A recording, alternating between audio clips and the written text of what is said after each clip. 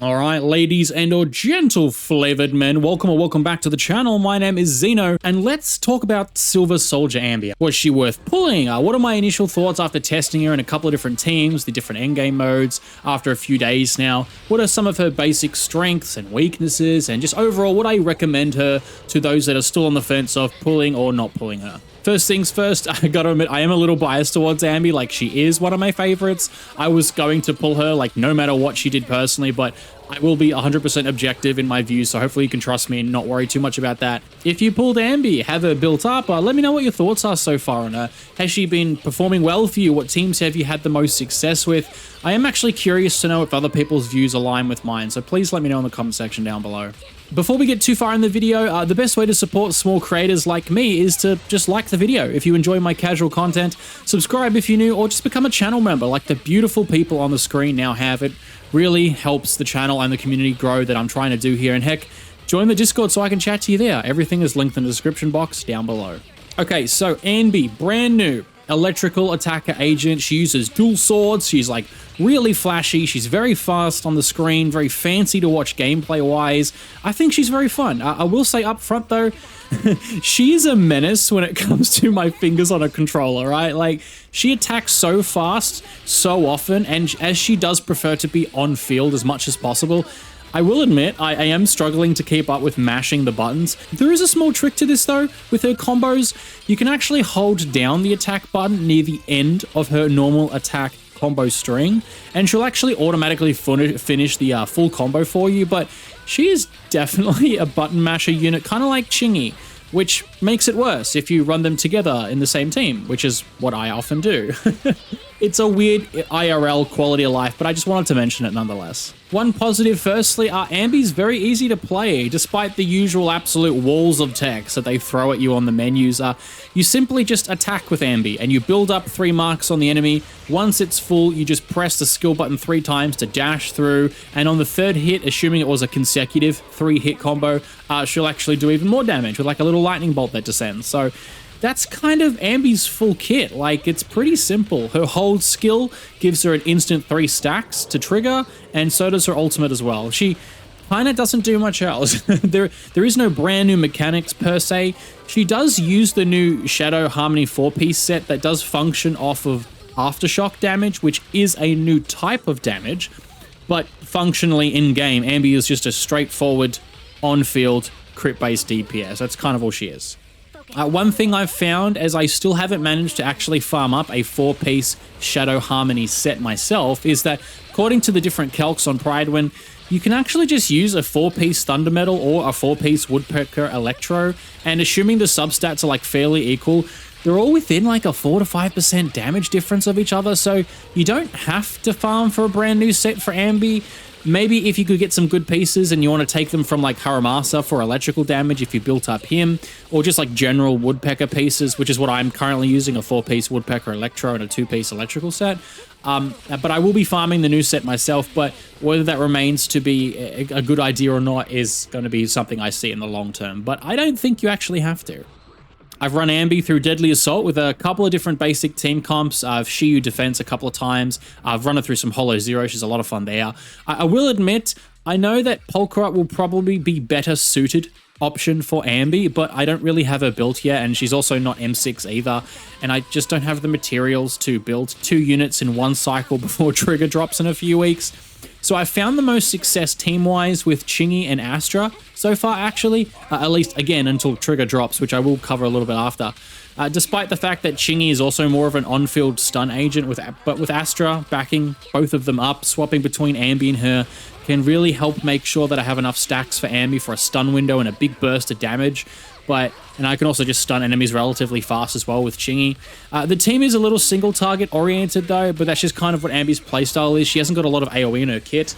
Another team that I like using, and actually I've gotten very similar clear times in like Deadly Assault and like Shiyu Defense, is Nicole and Astra. Although this is a much more skilled team composition. While I enjoy using Nicole so much because she's just such a babe and she's really fun and like it's Nicole, she's amazing. But I would prefer a more casual team with Anby, and that's with Chingy, or maybe even Caesar as well for buffs. Having to swap back and forth with Nicole to drop her skill to get that really small debuff window, just so Anby can unleash her lightning strikes combo, it kind of is hard to manage without some serious energy regen on Nicole as well. So I do prefer someone more like Chingy personally. Caesar, I've had fun using. Anby has some interruption issues on some of her combos, and while this definitely has some skill issues attached to it, just by me personally, just being able to get her full combos off a lot easier and still getting some buffs at the same time from Caesar definitely helps a lot with her gameplay. One thing I wanted to say that kind of bothers me slightly about Anby is she's not clearly full team comp ready. What I mean by that is Trigger is coming up and she has off-field attacks just like Polka, which is like aftershock damage. That's what they're calling it. And she's going to be clearly the best in slot on release for Anby. And now, like, I don't have Trigger because she's not out yet. And so Anby functions fine without Trigger. She functions with Chingy, Nicole, Astra, Caesar, Lucy, Polka, and maybe even some of the other characters that I haven't tested yet or haven't got built myself. Like, but she is clearly a unit that is kind of designed with a dedicated support in mind, which is again Trigger, that'll allow her to like stun off field, and Anby will be on field as much as possible.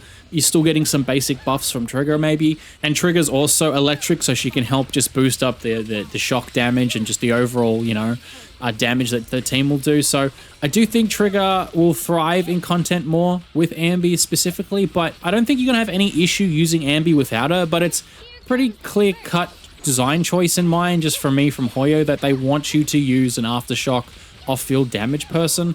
They do give us a free base copy of Polka for free through the event at the moment, but she's a well step below some of the other options that you have, and especially if you don't have her M6, because the M6 does give a pretty big damage bump. That being said, I suppose I'd rather Hoyo release the DPS or the main core unit of a new team type first, like Anby, and if people really want to go the extra mile with her, like myself, once they have her and they're having fun on the account, they will actually look to invest in supports like Trigger, the banner after. This is better than, say, like Lighter in the past when he released. Back then, he released, and there was only like, what, Alan and Soldier 11 maybe for him to buff, but then after his banner disappeared, they released units like Miyabi and then Evelyn, which is either a best in slot for or just extremely competitive option for Miyabi. So I think her performance right now in all the game modes, it's very strong, but she's also just kind of an average electric DPS though. If you have like a really well-built Haramasa and you've mastered his playstyle, if you've got Yanagi, she won't be the most impressive electrical unit, but she's also not going to feel like a massive power creep upgrade like Miyabi was, which I think is actually a really good thing, because we want more DPS units primarily focused around Anby and Evelyn's power levels. It keeps the game healthier for longer, so I would actually put that as a plus, that she's not a strict massive electrical DPS upgrade to the others. Especially if you were looking for an actual upgrade for electrical units, you can keep using the ones you have and you're not going to have any problems at all. Anby's weapon, it's extremely strong. And like per usual, the alternatives are far behind the signature, but that's pretty much the norm these days. The free-to-play best options will be the Mikado Desires from the past event, assuming that you were playing and you've got it. If you don't have that, you're looking at like a Starlight Engine S5, and we're talking like a near 30% damage loss or more at this point. I'd actually argue more, to be honest. And then you've got Brimstone as the standard engine as well. That can actually work okay too. But any of the normal standard crit attacking weapons, you got Evelyn's, you got Haramasas, Anby's, they all work pretty well. Overall, I do love Anby, but gameplay-wise, I do feel like she's missing the extra piece to the puzzle, which will be Trigger. Every other unit functions more than fine, and you can clear content, which is what I've been doing for the last, nearly week now, but they all kind of feel like a stopgap to when you get that final piece, which is, again, Trigger. I am very fortunate to be able to guarantee her myself on release, if you saw my last summons video linked below. But for those that aren't, I feel like there'll be more of a mixed results overall for Anby going forward. That, and obviously without her signature weapon on top of that.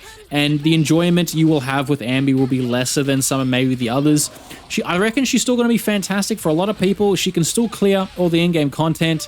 And I'm just happy that we got a 5-star Anby. Like, I really can't believe it. I love it so much. I'm very excited to see if we get other 5 stars or alternate versions of characters, like maybe a Billy, for example, in the future. So that's just really cool in general.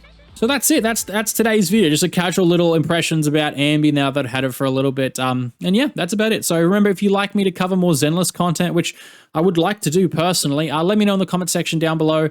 Let me know if you've picked up or skipped Anby on for future banners or anything like that. I'd just love to have more Zenless chat. So anyway, I think I'll leave the video there. So I hope you guys are having a frickin-tastic rest of the day. And as always, my name is Zeno, and you guys take care now.